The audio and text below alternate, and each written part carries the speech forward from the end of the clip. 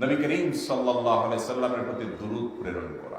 নবীজি সাল্লাল্লাহু আলাইহি সাল্লামের প্রতি দুরূদ প্রেরণ করার আমল এরকম আমল, আপনি যদি সারা দিনে শুধুমাত্র নবীজির প্রতি দুরূদ প্রেরণ করার আমলটাই জিকির হিসাবে সবচেয়ে বেশি করেন, দোয়া হিসাবে যদি এটাই আপনি সারাদিন করতে থাকেন, তো আপনার জন্য যথেষ্ট হবে, আল্লাহর কাছে আর কিছু না চাইলেও চলবে। দুরূদ মানে হলো নবীজির জন্য দোয়া করা।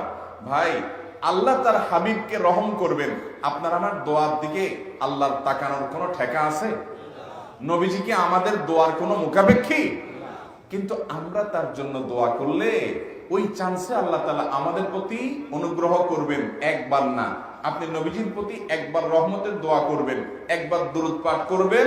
মান সাল্লা আলাইয়া মাররাতান সাল্লাল্লাহু আলাইহি আশরা, নবীজি সাল্লাল্লাহু আলাইহি সাল্লাম বলেছেন, একবার আমার জন্য তোমরা দোয়া করলে, আমার প্রতি দুরূদ পাঠ করলে, আল্লাহ তাআলা তোমাদের জীবনে 10 বার 10 জায়গায় 10 টাইমস তোমাদের উপর আল্লাহ তাআলা অনুগ্রহ করবেন।